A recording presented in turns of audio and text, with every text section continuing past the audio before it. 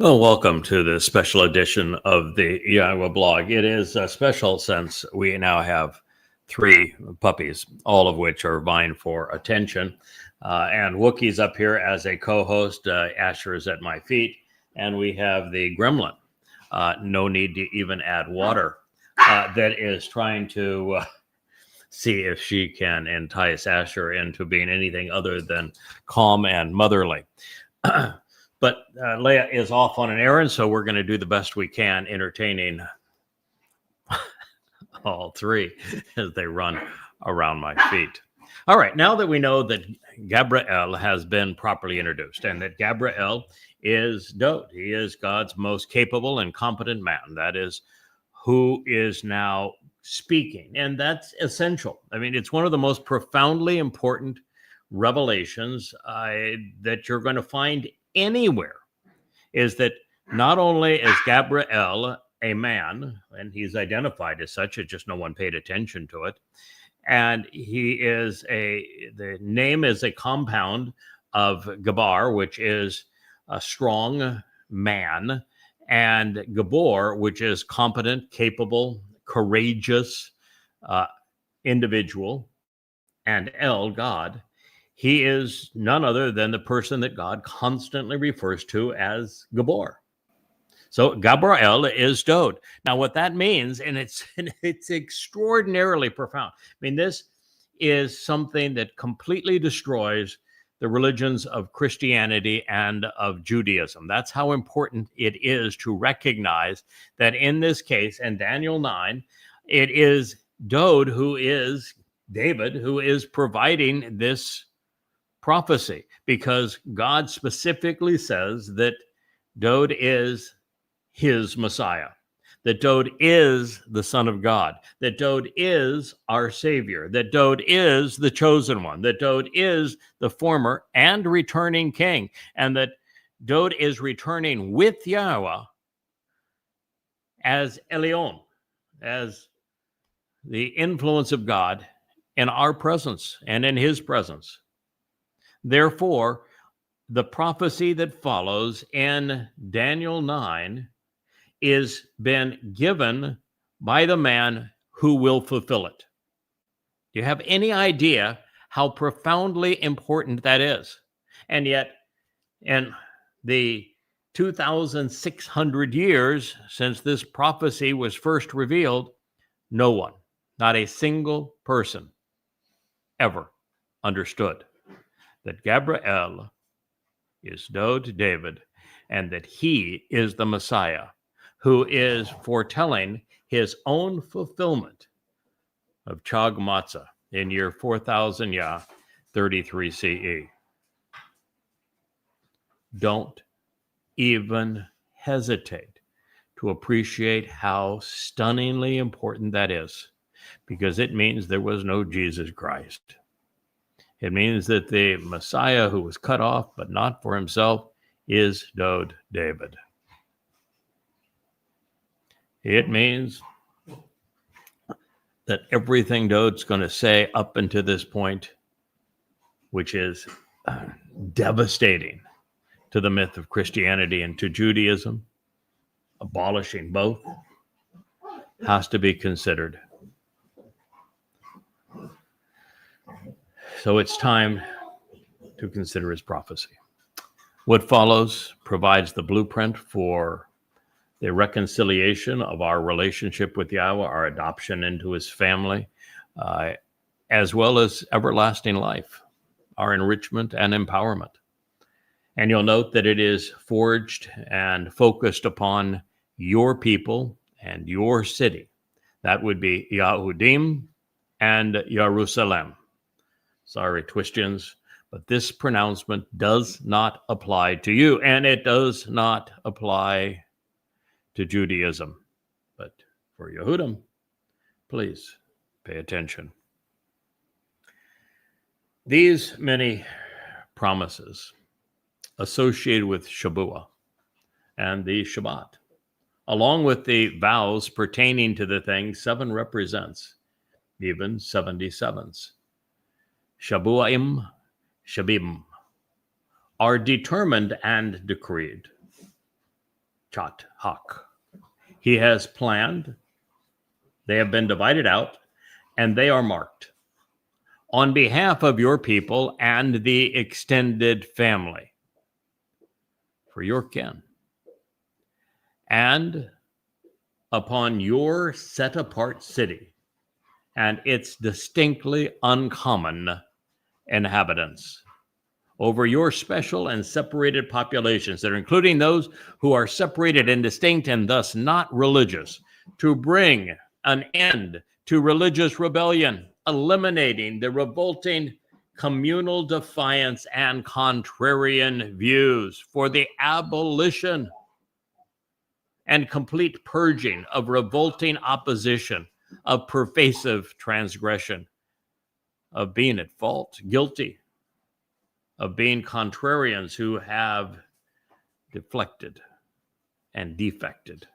from the relationship, to affix the signature which seals up guilt associated with having missed the way, precluding ever being considered wrong again, to provide reconciliation for religious error, purging the perverse corruptions and twisted perversions, to cover over by atoning, ransoming, annulling distortions, wala kafar, ewon, to arrive and bring that which is eternally right, always correct, forever accurate and honest, and thereby attaining everlasting deliverance and vindication, wala bo sadak olam, to come with ongoing and perpetual justice and deliverance, innocence and prosperity, returning to pursue what is eternally right,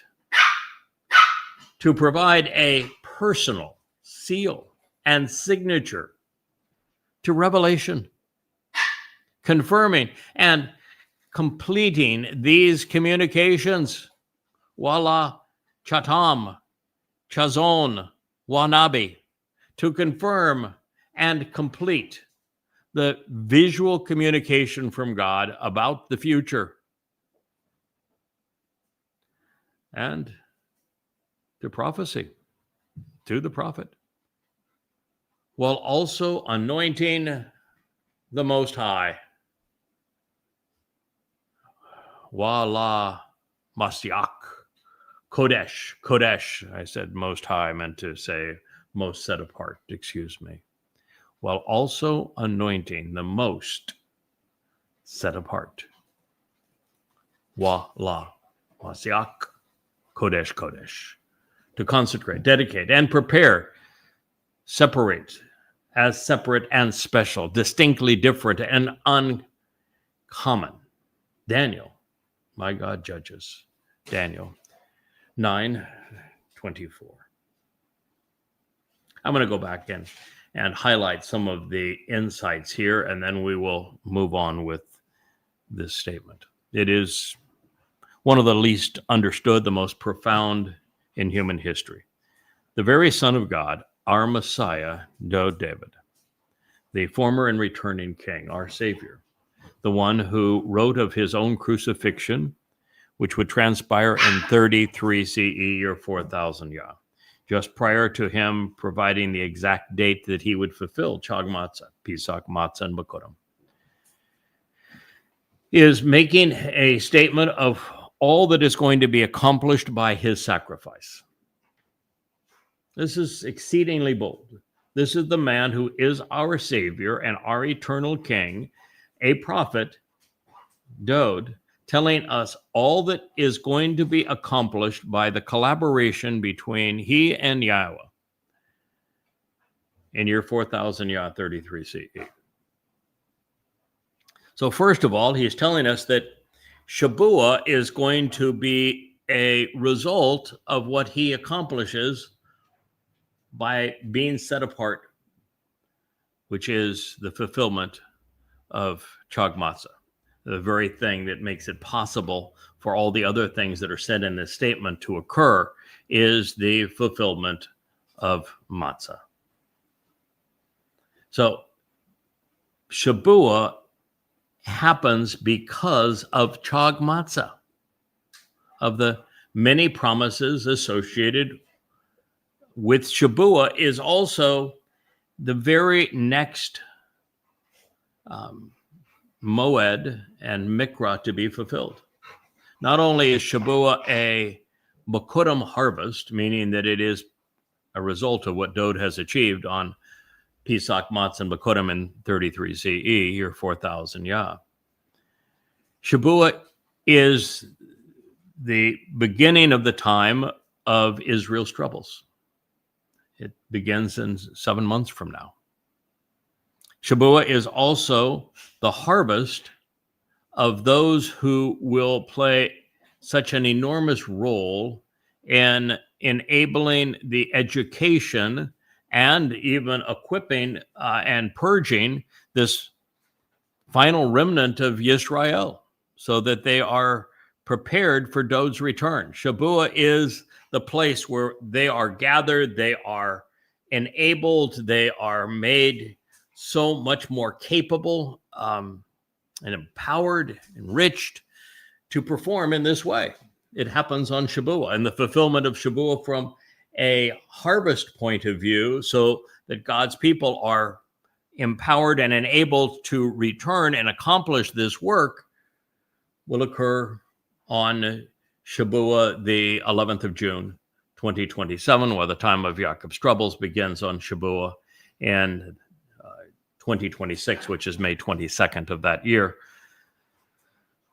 both on a Shabbat, which is what this says.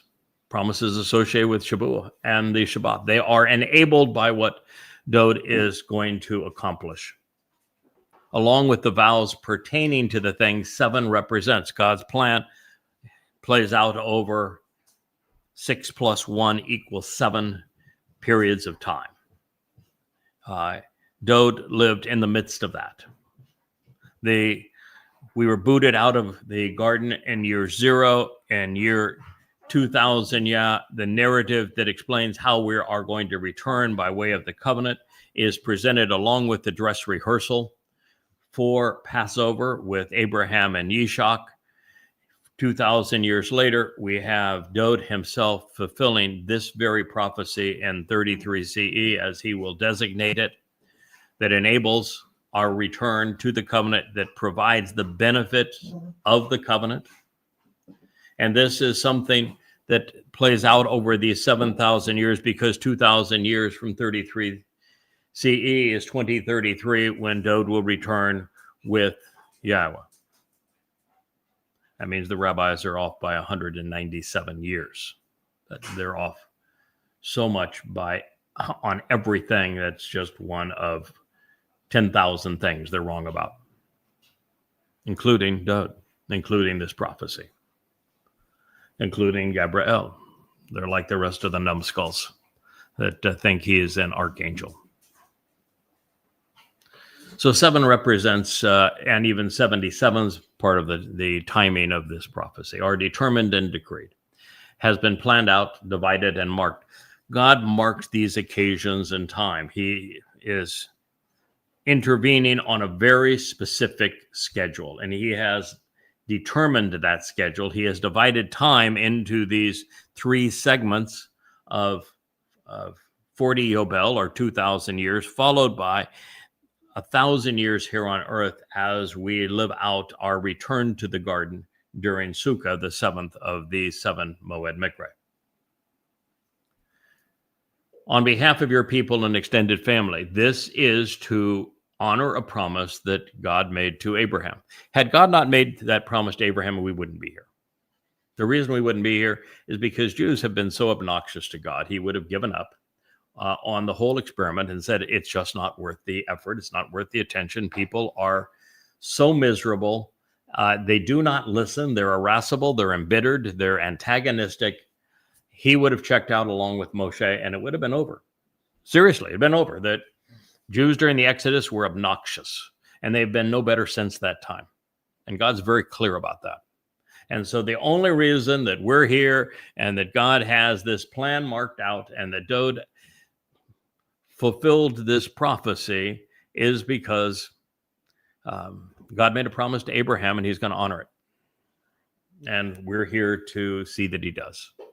Not see that Yahowah does, but to make it possible so that God's people return to him so that he can return to them.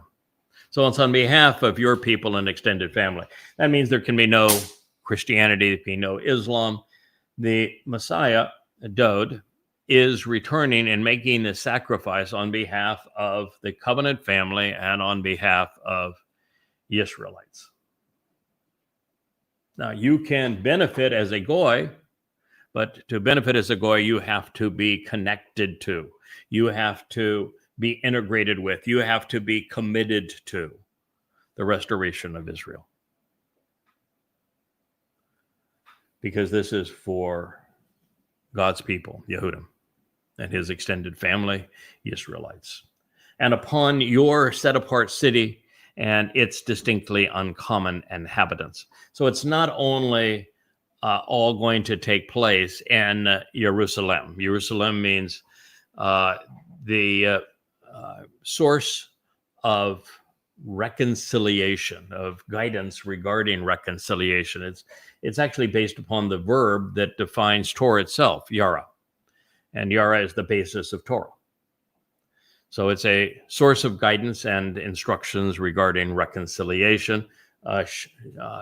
Shalom, Jerusalem, shalom means to reconcile a relationship so that there's peace within that family. Now, set apart, this is Kodesh. Kodesh means literally to be uncommon, to be distinct. Since the most common things in human history are religion, it means to be non-religious. It means since the family of man and his politics and his culture are the most common things also in our society, it means not to be part of that. It means to be separate from the family of man, separate from and distinct from political influences, and to be anti-religious.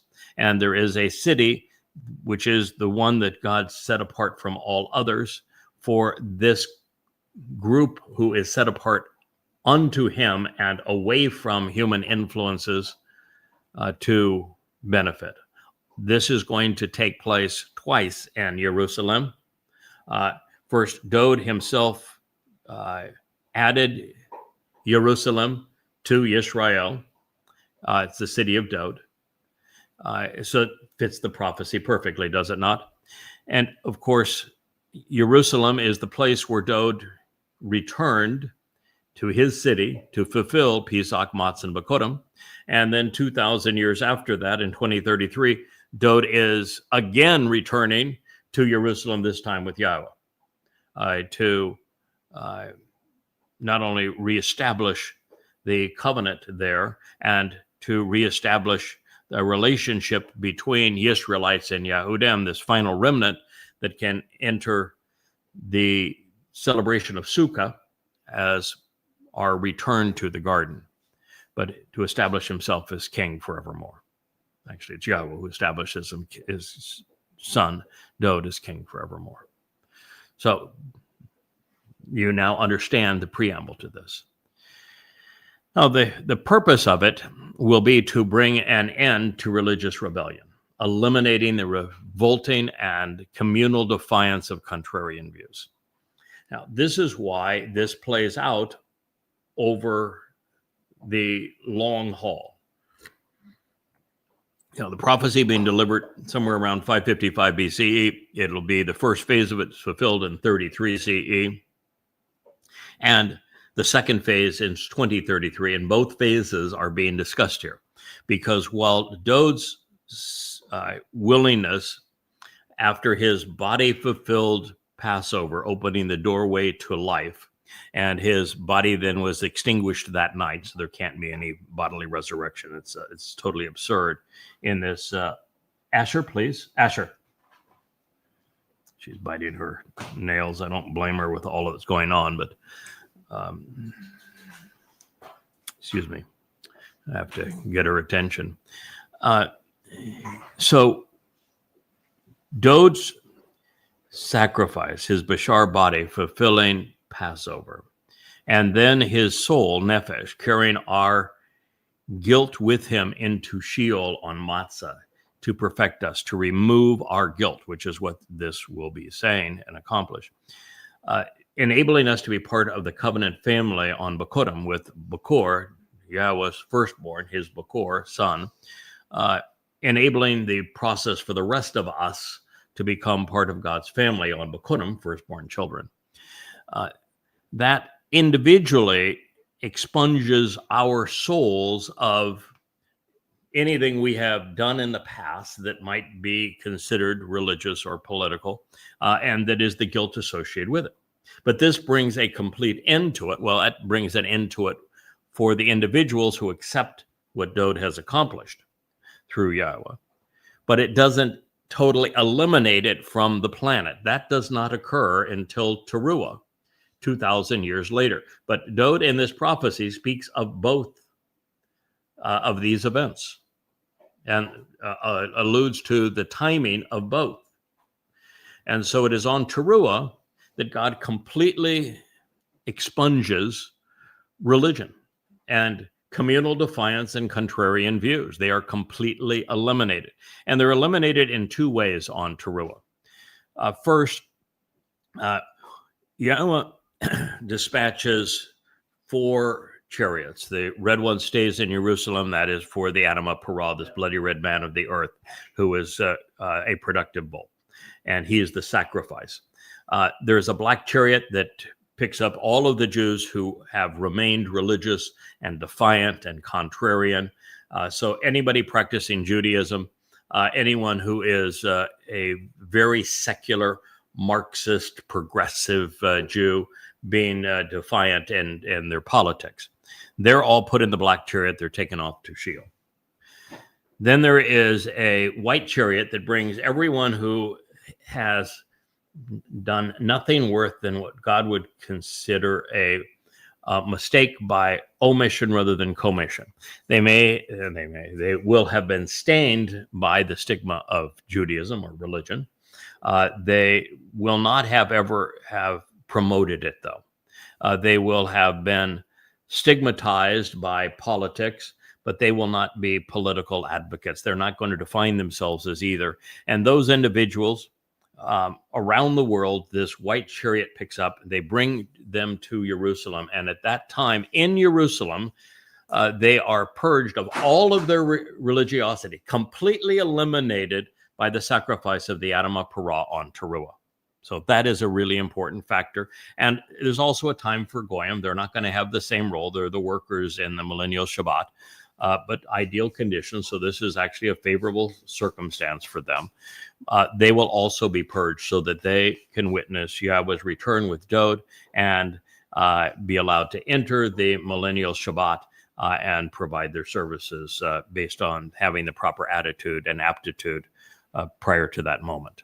Those are the 4 chariots. The last chariot is called the dappled chariot that picks up the Goyim. All right, so at this point, God has done 2 things. One is this mortal remnant of Yisraelites and appropriate numbers of Goyim who have been brought into Jerusalem are purged of all of their religiosity so that it does not exist anymore. But there's still a religious world out there, particularly those who have come to harm Israel. We're at the very last day now of the time of Yaakov's troubles, this 7-year period where Marxists and Muslims in particular have been so ruthless on God's people and his nation. They will all be extinguished. God is going to literally incinerate all of the hosts of religion as well as all religious edifices, all gone in an instant. Literally, they're incinerated, and the earth itself is healed and it's transformed back to the conditions that were enjoyed in Eden. So this is, in year 2033, the complete end, a complete conclusion, a kala ha pesha, the abolition and complete purging of revolting opposition and pervasive transgression, fault, and guilt. With me so far? With Dowd so far? I'm just doing what is my job. My job is to reflect the sun's brilliance, Dowd is the greater luminary. I'm the lesser luminary. My job is to convey what Dowd said here, because it's a lot to process. He is really smart, and he did not like being in Babylon. He did not like speaking to Daniel. He's going to lay it out. He's going to give the information that's needed. He was exceedingly concise as well as totally pervasive, and therefore he knew that what he was saying would not be understood by anyone until such time as his herald was given the opportunity to evaluate it and convey it to you at the proper time so that you can capitalize upon it. Because up to this time, no one has capitalized upon it, and you now are given that opportunity. So this is really an important time for you to listen. So the next thing he says is to affix the signature, which seals up the guilt associated with having missed the way, precluding ever being wrong again. Voila, chatam, chata oath, to affirm the authenticity of that which constrains and prevents anything associated with going astray. Again, twofold fulfillment. Dowd volunteered to fulfill Pesach, Matzah, and Bakodim. Pesach opens the doorway to life. That's not what's being discussed here. Matzah, which is the next day, is the time when our souls are unleavened. The fungus of yeast representing political and religious guilt, conspiratorial guilt as well, any contrarian view to Yahweh's teaching, his intent, his people, would be included in this, that on Matzah, those who have accepted the 5 terms and conditions of the covenant and who are attending Matzah correctly and who recognize the purpose of Matzah and how it was fulfilled can have all of their guilt, religious and political, completely expunged, taken away, deposited in Sheol, never to be seen again. Under this basis, God doesn't have to forgive anyone. Those who have accepted what Dowd has offered and Yahweh has enabled on Matzah, purging us of our guilt, are now perfect in God's eyes. We are not guilty. So since we have no guilt associated with our souls, we look ideal. We look perfect in God's eyes. It's the best plan of all, because we don't have the burden of guilt, wondering, oh boy, I hope God chooses to forgive me. We don't have the stigma of guilt, so that when we're working with God, we have to cower or be humbled in his presence because we're so inferior to him. No, that's the beauty of this, is that God has taken anything that would cause us to be uncomfortable in his presence away. That's his, it goes right back to the Gan Eden situation, where they were naked and not ashamed, because they were very comfortable being in God's presence, because they had no guilt of religiosity or politics associated with them, because these things were not existent in the garden. And the same thing is true with everyone who has benefited from what Dowd achieved by fulfilling Matzah. Now, if you are a practitioner of Judaism, you know nothing of this, because there is no celebration of Matzah in Judaism. They go and make Pesach a 7-day holiday, when in fact, Pesach is simply the first day of Matzah, and the essential Kodesh, set-apart day, is Matzah, of which Pesach is just the first day. And it's on that day that we are purged of all of our guilt, so we look perfect in God's eyes. Therefore, when I do a program like this, Yahweh is able not only to have his 7 spirits fill me and enable this message to you, but I look ideal in his eyes. He can work right through me, because all that is there of me now is the parts that are good, the parts that are useful. It causes me and those who share what I have learned and capitalized upon it, accepted it, to feel so very comfortable being exposed to Yahweh and being in his presence and sharing his message. This is what we do. And so That is the first phase. Those fulfilled matzah by taking our guilt into Sheol to deposit it there, never to be seen again. But there's a second phase of that, which is that this mortal remnant of Yisrael coming into Jerusalem on Towrah, this would be September 23rd and 24th of 2033, year 6000 Yah, will also be purged. It is Dowd's herald, the lesser luminary, the Adamah Parah, the man from Edom, Obed Edom, that accomplishes this. And Yada and Dowd are a team. They work together in this way, and the two take care of religious guilt then and soon to be now. And collectively, for both groups, it provides reconciliation for all religious error, purging of the perverse corruptions and twisted perversions. God hates religion alone. And kafar means to purge, to remove, to cover over, and the covering would be light, replacing darkness.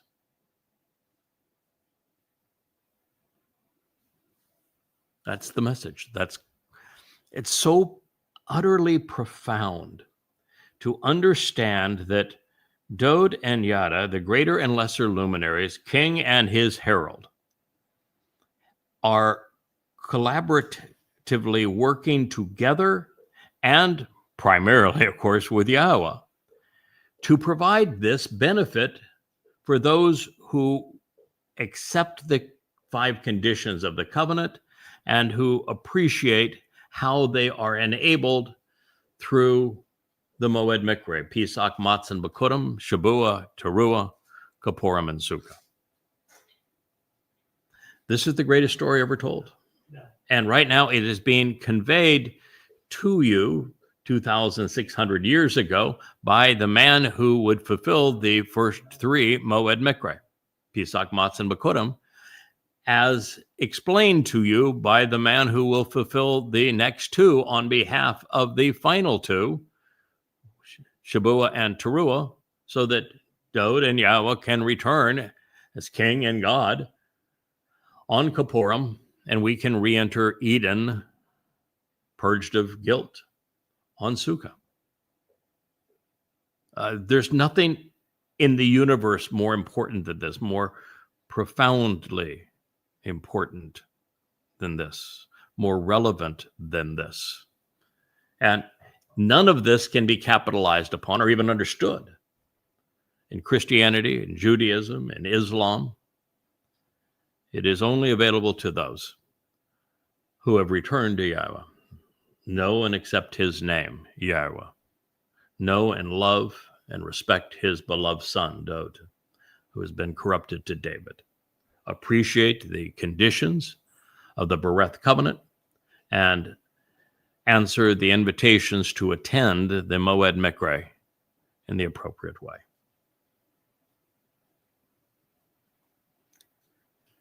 To provide reconciliation from error, to arrive with and bring that which is eternally right, always correct, forever accurate and honest, thereby attaining everlasting deliverance and vindication. Well, Dowd's going to arrive. It was going to arrive. This was being said in 33 CE. He returned in his second of 3 lives in 33 CE. So 555 CE when he's BCE, when he's sharing this message, a life that ended in his first of 3 lives in 994 BCE. No, it'd be 972.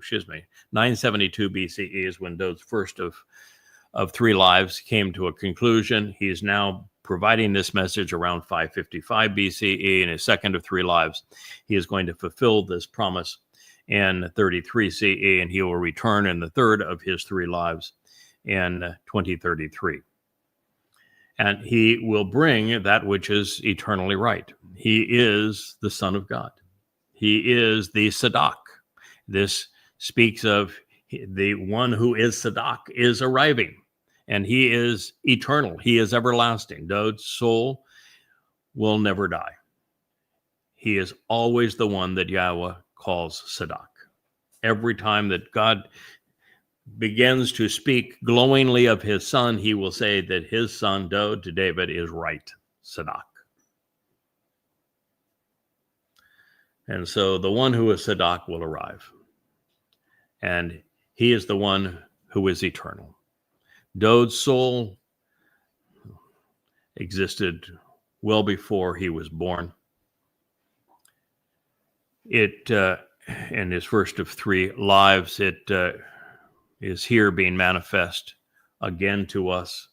He returned in year 4000 Yah. He returns to be eternal king in 2033. He is the one who is right, and that's what he's bringing.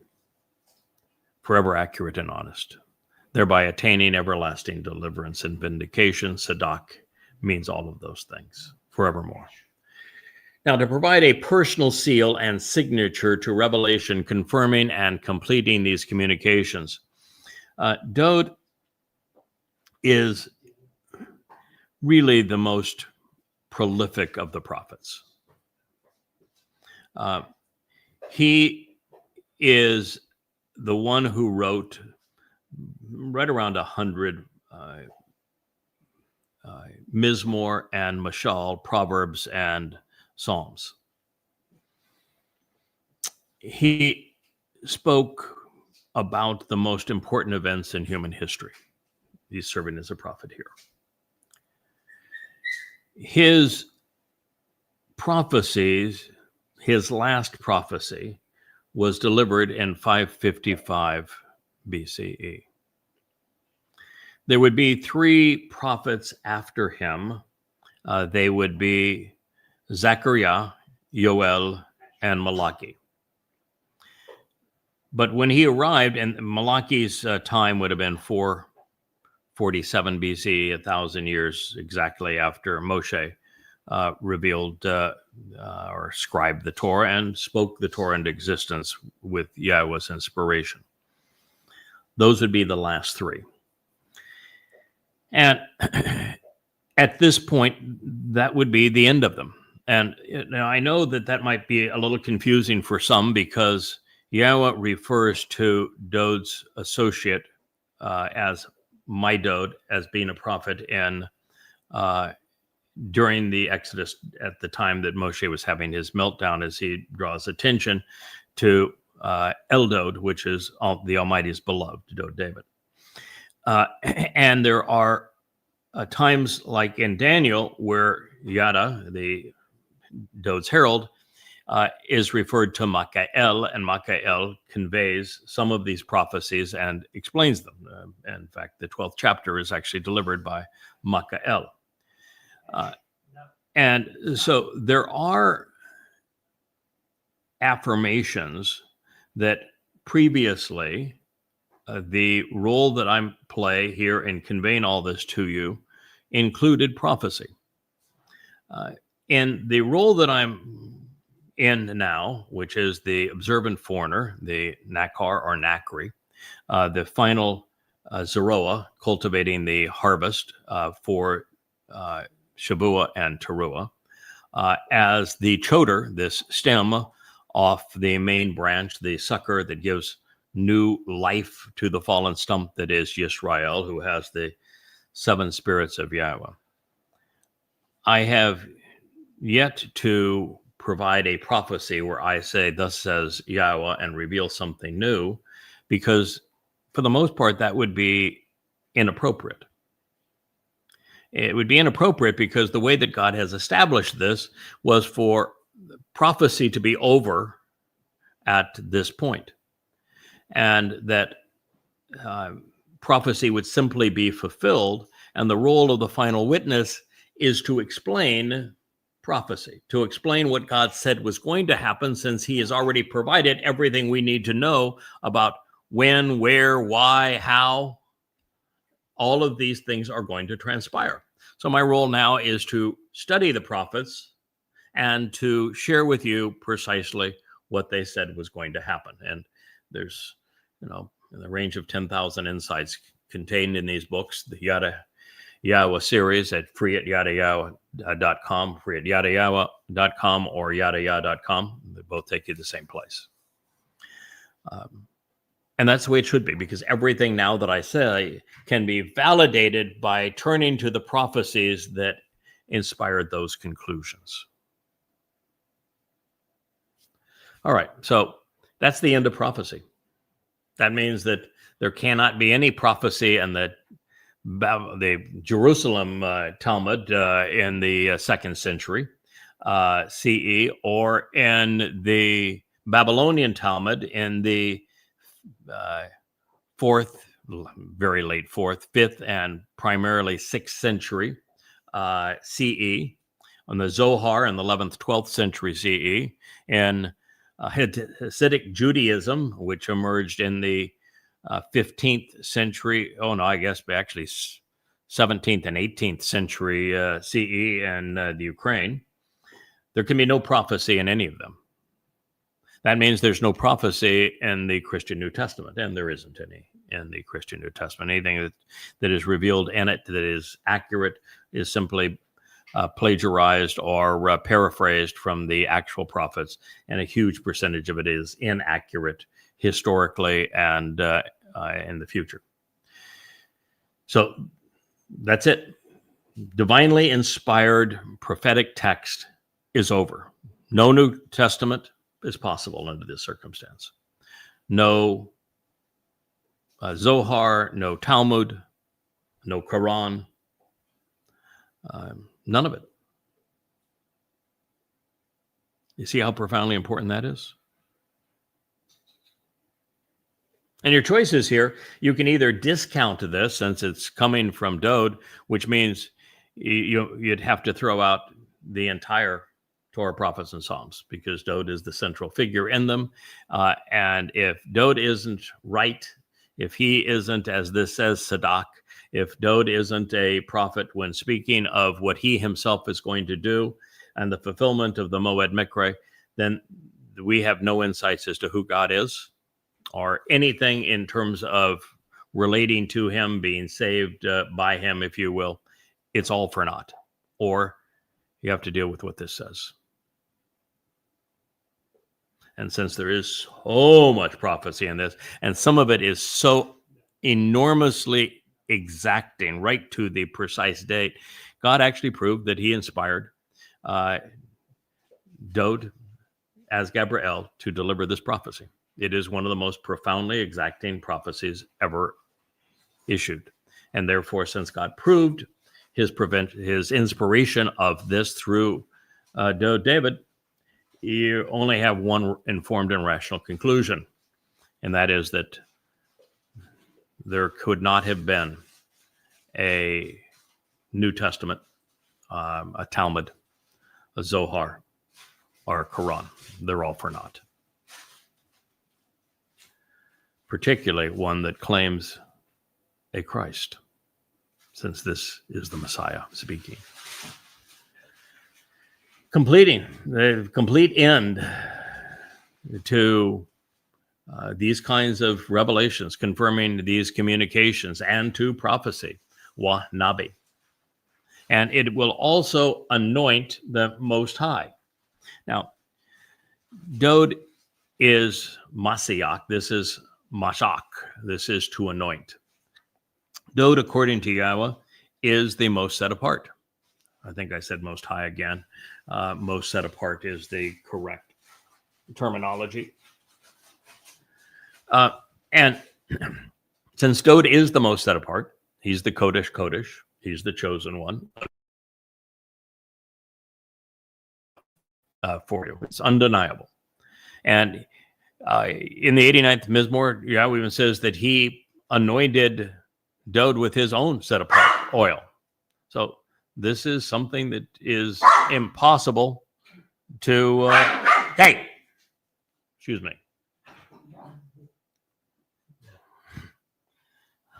Come here, Wookie. Wookie hasn't quite figured out yet how he is supposed to get along with Kara. And so Kara's got these little baby puppy teeth, and Wookiee does not like the baby puppy teeth. And so he says, don't do that to me. So there we go. An end to prophecy. So if you're going to draw a future Messiah from this prophecy and claim that he is your guy, then he can't be a prophet. I'm sorry. That's just all there is to it. And that he is Mashyach. He is anointed. Now, at that point, you have to say, not only anointed, but the most Kodesh, the most dedicated, prepared, separated, special, distinct, different, unique, uncommon of all people who was anointed. And there's only one person that meets that criterion. So David. It's not questionable. It's not, well, that's your interpretation. No, it's overwhelming, black and white. There is no mention of a Jesus in prophets, not one. No mention of a Christ in prophets, not one. And Dowd is constantly presented as the most important person in God's plan, as the Kodesh. And he's going into the Kodesh as the high priest on his return in 2033. And the first order of business is to anoint the mercy seat of the Ark of the Covenant. And once you realize it is the Ark of the Covenant that is being anointed by the man who fulfilled Chag Matsah and Bikurim on Kippurim, you got no room for Judaism or Christianity. They're all gone. It's just totally gone. I mean, can you process that? Christianity has matzah being do-nothing day, when it's the day that Dowd took our guilt into Sheol, the day that he fulfilled this very prophecy. And in Christianity, he's napping in the tomb because, well, the Christian God is no bigger than a man and no more powerful than men either because, well, according to Christianity, men killed their God. And he was just snoozing away on the Shabbat of Matzah, when in fact, this is the time that Dowd took our guilt into Sheol to perfect us.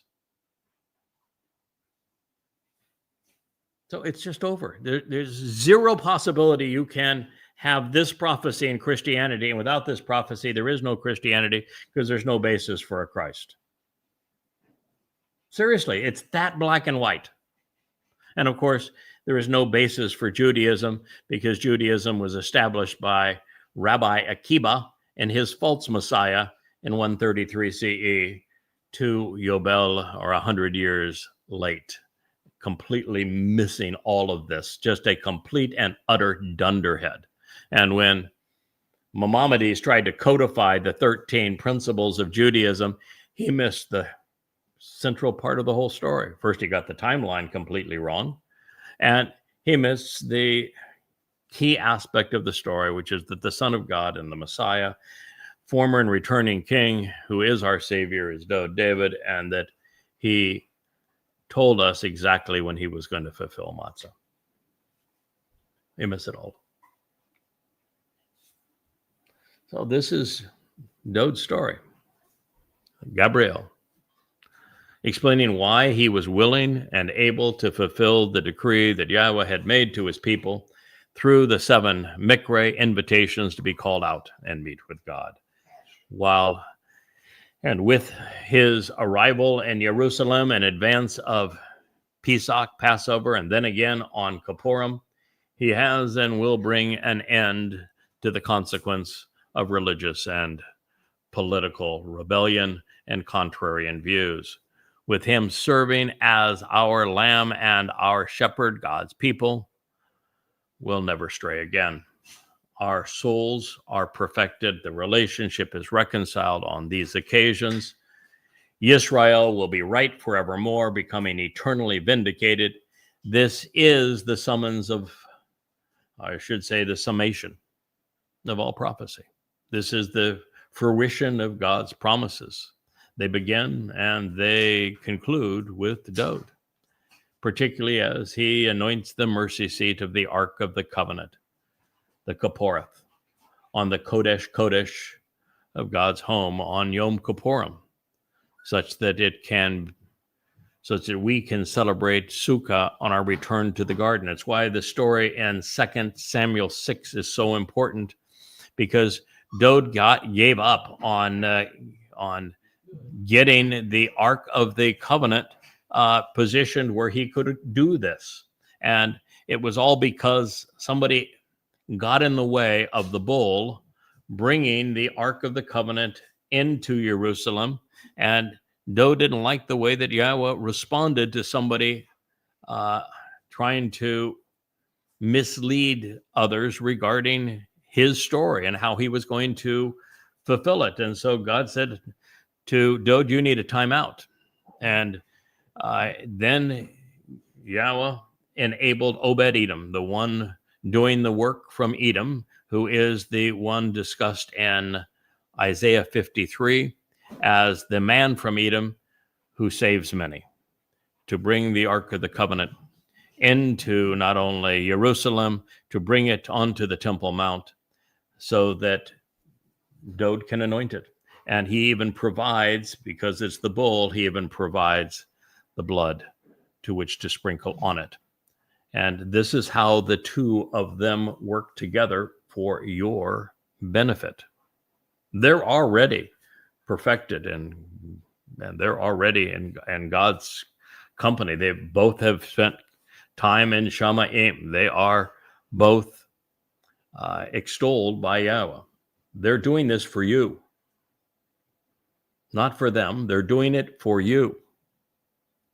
Capitalize upon it.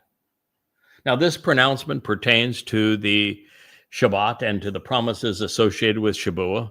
It is for Daniel's people and extended family, and thus for Jews. And correctly stated, Yahudim, those who are beloved by Yah and his city. Even the name Yahud is a compound of Yahweh's name and Dowd's name, meaning Yah's beloved, his city of Dowd. So since this is all designed to eliminate guilt, one would be foolish to believe that any of this pertained to a Gentile religion, which was vehemently opposed to all of this, including the fulfillment of Chag Matsah and Bikurim, as well as Dowd's return on Kippurim, because of what is achieved on Teruah, so that we can re-enter Eden on Sukkah.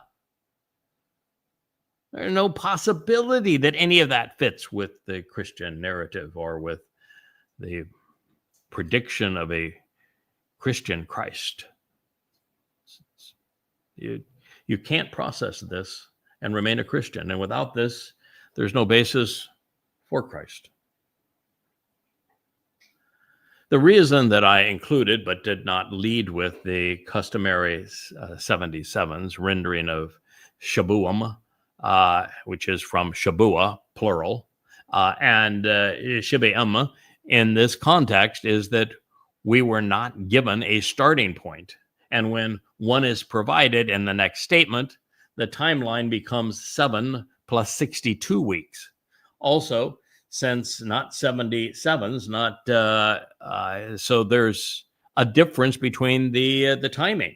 And also, since Dowd is the focus of all 7, really, Miqraey, because it's his herald that fulfills 2 of them, enabling his return on the 6th and his kingship on the 7th.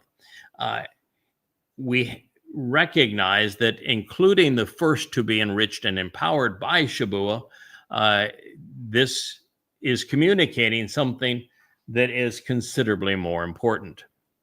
Now, this insight is fostered by the recognition that Shabuah follows Bikurim, firstborn children, by 7 weeks.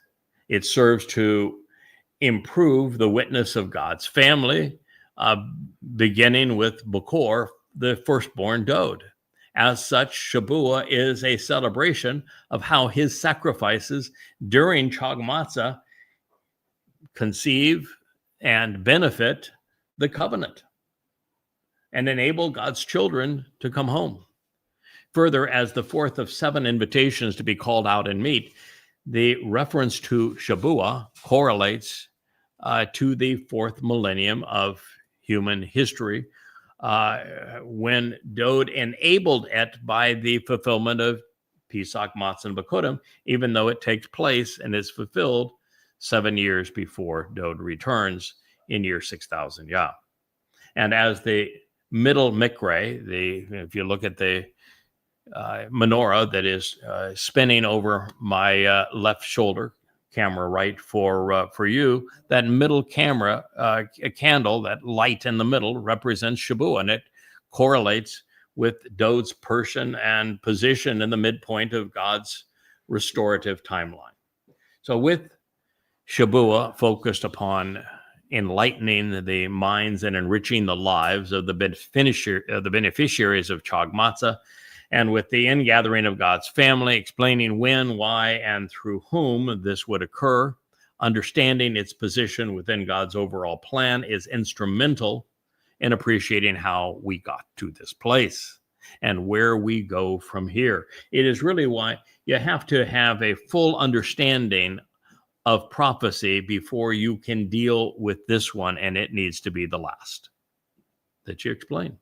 Therefore, when we account for the generations from Adam to Abraham, we find that 40 Yobel, or 2,000 years, separate them. Additionally, another 40 Yobel transpire from Abraham's experience on Mount Moriah to Dowd's Passover sacrifice in this exact same place, on Moriah. And that means that a pattern has emerged. 2,000 years after Adam and Chawah's expulsion from Gan Eden, confirmed the covenant in 1968 BCE, another year 2000 Yah, with Abraham and Sarah and Yishak working together for us to understand the narrative of the covenant, we are given the opportunity to come home. Then to provide the resulting rewards, including immortality, perfection, adoption, enrichment, and empowerment, God's attention would return to Moriah, to revere Yah, Moriah, 40 Yobel thereafter, on year 4000 Yah, which is what Dowd is going to be foretelling in this prophecy, which is 33 CE, with his son walking out of the pages of the Torah as Dowd to fulfill Passover, unyeasted bread, and firstborn children, followed by him empowering the ability for us to enjoy the promise of 7 and Shabuah. But that would not be the end of God's story. 40 Yobel later, on the Miqraey of Kippurim in year 6000 Yah, father and son will return to reconcile their relationship with Yisra'el and Yahudim, restoring the covenant by integrating the Torah into our lives. 5 days later, we celebrate Sukkah shelters, where we enjoy the final 1,000 years of human history on this planet, camping out with our Heavenly Father, our brother, our King, through year 7,000 Yah, when our job as covenant members will be to educate this mortal remnant of Yisrael who have entered this time. Now, along these lines, the 7 days of creation, the depiction of the Shabat as 7 days, the seventh day, the number of invitations to be called out and meet, this Miqraey, which are 7. Indeed, the history of humankind estranged from God out of the garden, and then our time back in the garden.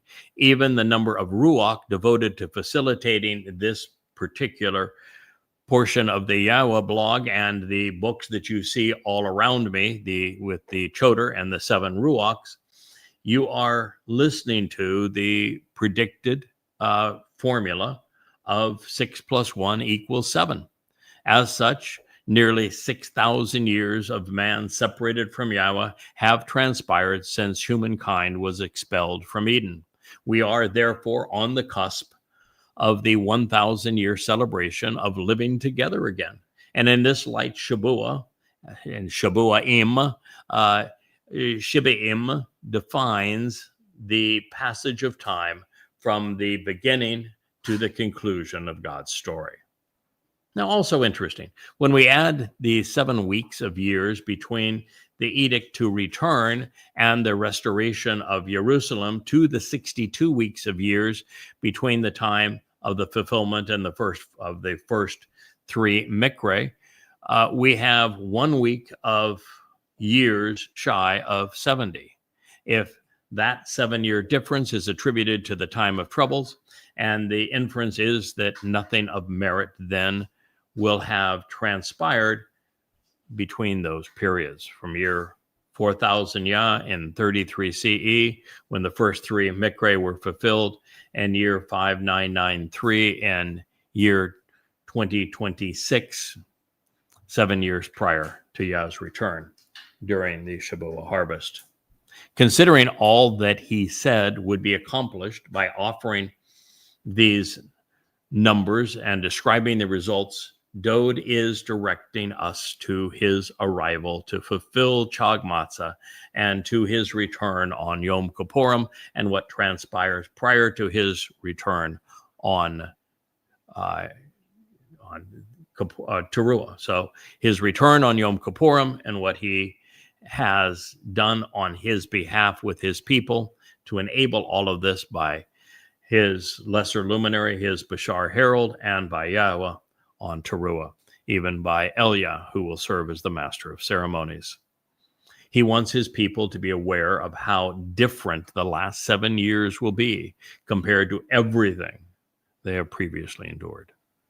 And from this perspective, by providing the date he will fulfill Chag Matsah, and then jumping ahead 1,993 years to the 7 years preceding his return to fulfill Yom Kippurim, he is bypassing the era of the rabbis, bypassing the church age as well. It suggests that they are counter to the objectives which have been delineated or superfluous to them. And this realization precludes the proposition of a different Messiah and of competing testimonials, all being part of God's plan. Now, since Dowd will go on to present the day and year he will arrive to fulfill the Mowed Miqraey of Pesach, Matzah, and Bikurim, there are aspects of these invitations to meet which are germane to the prophecy. By fulfilling Passover, unyeasted bread, in conjunction with it, God's children become immortal and are perfected, thereby forever resolving the consequence of Pesach, Chata'ah, and Awon, while ushering in an Olam celebration of everything which is Sadak, right. Therefore, this statement from Dowd was spoken to unfurl an entire canvas of time and the Torah guidance regarding it. It is God's tapestry from first strand to the final knot. And from the perspective of time, Shabua'im, Shiba'im is 77s, or potentially 70 times 7, or 790 prophetic years. Elsewhere, when Daniel wants to convey a week of 7 days, he spells it out just that way. For example, in Daniel 10:2, we read that he was mourning for 3 weeks of days. It isn't until Dowd's next statement that he pinpoints the exact day in the Yobel year of 4000 Yah, when the first of 4 Mowed Miqraey would be, actually the first of 3 Mowed Miqraey would be, and now have been fulfilled. From there, we can readily deduce Yahowah and Dowd's return on Yom Kippurim in year 6000 Yah to the minute, hour, day, and year. This is the ultimate fulcrum in which time pivots. We can also turn back the clock 40 Yobel from year 4000 Yah to ascertain when the Bereth covenant was narrated between Yahowah, Abraham, Sarah, and Yitzhak. Another 40 Yobel back in time takes us to the day Adam and Chawah were exiled from the garden, establishing the year Yahowah's 7,000-year calendar began to unfold.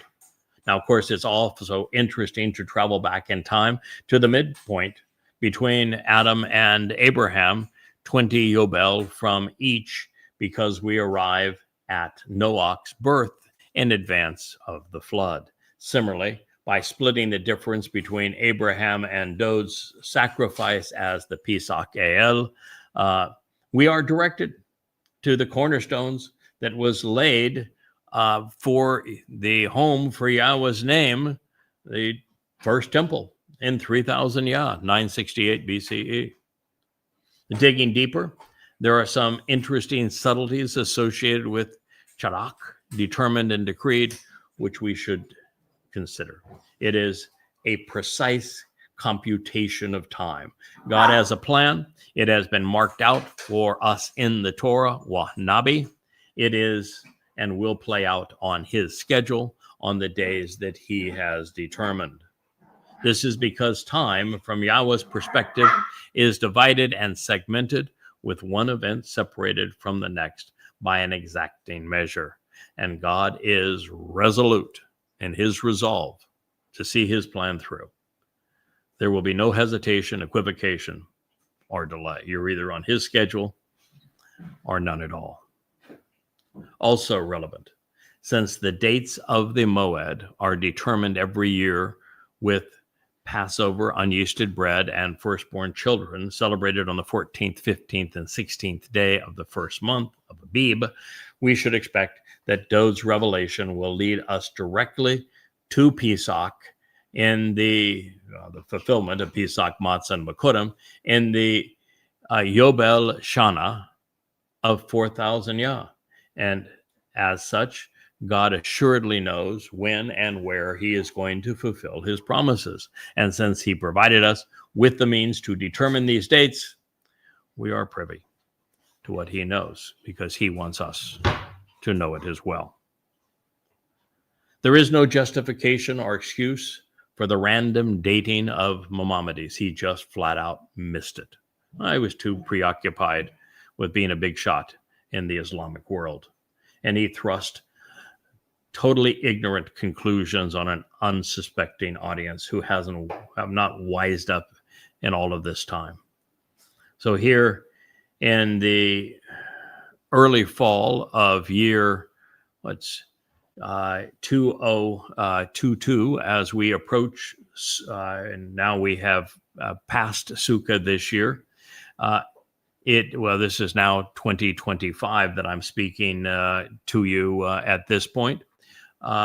We're in year 5992 Yah. We are just now 8 years remaining, less than 8 years actually, before Yahweh's return with Dowd on Yom Kippurim in year 6000 Yah. Sunset in Jerusalem, 6:22 p.m. local time on October 2nd, 2033.